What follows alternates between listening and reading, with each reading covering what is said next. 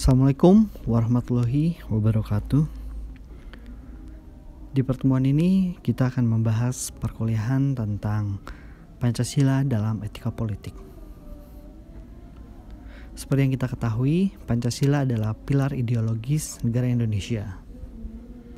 Kelima sila yang dirumuskan itu berakar pada sejarah, peradaban, agama, dan hidup ketatanegaraan yang ada di Indonesia.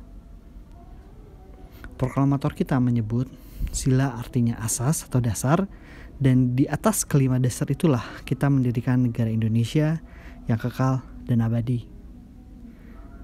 Lalu bagaimana kajiannya jika dilihat dari perspektif etika politik? Etika dan moral dalam kehidupan berbangsa dan bernegara di Indonesia dapat digali dari Pancasila yang merupakan dasar negara. Karena Pancasila tidak hanya merupakan sumber peraturan atau sumber perundang-undangan saja. Pancasila merupakan sumber moralitas, terutama dalam hubungannya dengan legitimasi kekuasaan, hukum, serta berbagai kebijakan dalam pelaksanaan dan penyelenggaraan negara. Pancasila sebagai sistem filsafat pada hakikatnya merupakan suatu nilai yang menjadi sumber dari segala penjabaran norma dalam kehidupan bangsa Indonesia. Dalam Pancasila juga terdapat pemikiran-pemikiran yang bersifat kritis, rasional, mendasar, nasionalis, komprehensif, dan sistematis. Oleh karena itu, Pancasila merupakan nilai-nilai yang bersifat mendasar yang memberikan landasan bagi masyarakat Indonesia dalam hidup bernegara dan berbangsa. Pancasila bukan hanya suatu norma yang bersifat normatif ataupun praksis, melainkan merupakan suatu sistem nilai-nilai etika yang merupakan sumber norma bangsa Indonesia. Sebagai bangsa yang berpedoman pada Pancasila sebagai dasar negara yang kuat, negara tidak dapat secara langsung mengatur kehidupan manusia seutuhnya. Landasan filosofis yang tergantung dalam Pancasila, jika dimaknai secara utuh, dapat mengatur kehidupan moral masyarakat Indonesia. Pancasila sebagai falsafah hidup bangsa memberikan inspirasi tentang bagaimana bernegara dan berbangsa sesuai dengan moral dan etika Nusantara. Khususnya dalam etika politik, eksistensi setiap sila merupakan sumber-sumber atas nilai moral bagi kehidupan berbangsa dan bernegara. Coba kita cek satu-satu dari setiap sila dan bagaimana pandangan dari sisi etika politik ya. Negara Indonesia yang berdasarkan sila pertama, yaitu ketuhanan yang Maha Esa, bukanlah negara teokrasi yang berdasarkan kekuasaan negara dan penyelenggaraan negara pada legitimasi religius. Kita berbeda dengan Malaysia ataupun Arab Saudi. Pendiri negara kita sepakat bahwa kekuasaan negara mutlak pada legitimasi hukum serta legitimasi demokrasi. Nilai-nilai ketuhanan yang terkandung dalam Pancasila adalah nilai ketuhanan yang positif yang digali dari nilai-nilai agama yang bersifat inklusif, membebaskan, memuliakan keadilan dan persaudaraan. Etika politik yang dilandasi dengan ketuhanan yang Maha Esa akan menempatkan fungsi kontrol bagi para penyelenggara negara atau elit politik bahwa ada Tuhan yang selalu menjadi spirit nilai-nilai spiritual dalam bertindak dan berperilaku. Atas keyakinan itulah negara Indonesia bersandar pada ketuhanan yang Maha Esa, dan negara memberikan jaminan sesuai dengan keyakinan dan kepercayaannya serta berperilaku sesuai dengan etika keagamaan. Oleh karena itu, asas sila ketuhanan yang Maha Esa lebih berkaitan dengan legitimasi moral. Walaupun tidak mendasarkan pada legitimasi religius, secara moralitas kehidupan negara harus sesuai dengan nilai-nilai yang berasal dari Tuhan. Di sila kedua, kemanusiaan yang adil dan beradab yang dilambangkan dengan mata rantai yang saling berkaitan. Ini dimaknai bahwa manusia merupakan makhluk yang berbudaya dengan akal nuraninya. Manusia menyadari nilai-nilai dan norma-norma. Makna adil berarti wajar atau sepadan dan sesuai dengan hak dan kewajiban seseorang. Makna beradab, kata pokoknya adalah adab, sinonim dengan sopan, berbudi luhur, dan susila. Beradab artinya berbudi luhur, berkesopanan, dan bersusila.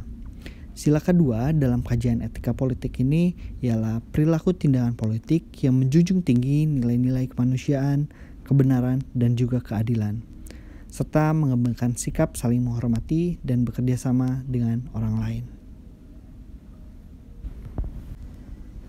Kemudian di sila Persatuan Indonesia dilambangkan dengan pohon beringin. Lambang ini digunakan karena pohon yang besar dan banyak digunakan orang sebagai tempat berteduh di bawahnya. Makna ini dimaksudkan bahwa semua rakyat Indonesia dapat berteduh di bawah naungan negara Indonesia. Pohon beringin juga memiliki sulur dan akar yang menjalar ke segala arah, bermakna dengan keragaman suku bangsa yang menyatu di bawah nama Indonesia. Pemaknaan etika politik dalam sila ini ialah persatuan berarti utuh dan tidak terpecah-pecah. Indonesia sebagai negara plural yang memiliki beraneka ragam corak tidak terbantahkan lagi merupakan negara yang rawan konflik. Kita tahu sejarah bangsa Indonesia yang panjang dan penuh dengan konflik hingga saat ini. Oleh karenanya diperlukan semangat persatuan sehingga tidak muncul jurang pemisah antara satu golongan dengan golongan yang lain. Dibutuhkan etika untuk saling menghargai dan menjunjung semangat persatuan demi keutuhan negara dan kebaikan bersama. Dengan demikian, hal yang dapat dilakukan adalah membangun jiwa dan etika politik keanekaragaman yang cocok dengan karakter kebangsaan untuk mengatasi segala bentuk paham politik golongan dan perseorangan yang menjadi faktor pemecah bangsa. Sayangnya, akhir-akhir ini banyak masyarakat kita cenderung mengesampingkan sila ketiga ini. Banyak sekali perpecahan mulai dari isu agama, isu identitas, isu politik, hingga isu suku. Percepatan informasi media juga membuat segala sesuatu tampak berlebihan dari seharusnya. Hal ini menunjukkan bahwa para elit memainkan politik tanpa etika dan hanya mengedepankan kepentingan kelompoknya saja. Sila 4 dilambangkan dengan kepala banteng, yaitu hewan sosial yang suka berkumpul, bermusyawarah untuk melahirkan suatu keputusan. Di sila keempat ini memaknai bahwa negara berasal dari rakyat dan segala kebijaksanaannya, kekuasaannya yang dikeluarkan, yang dilakukan senantiasa untuk rakyat. Ini adalah kata kunci dari demokrasi, dari rakyat, oleh rakyat, untuk rakyat. Oleh karena itu, rakyat merupakan asal muasal kekuasaan negara. Dalam pelaksanaannya dan penyelenggaraan negara, segala kebijaksanaan, kekuasaan, serta kewenangan harus dikembalikan kepada rakyat sebagai pemegang keputusan.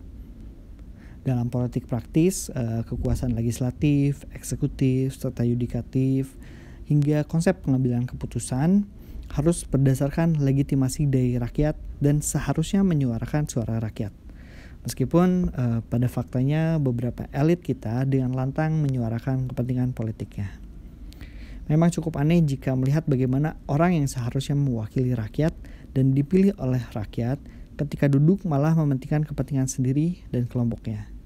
Berarti rakyat dianggap seperti apa? Itu terjadi ketika pemahaman etika politik di antara kita masih lemah. Bahwasanya politik hanya digunakan sebagai alat untuk berkuasa dan mendominasi. Politik tidak digunakan untuk melayani.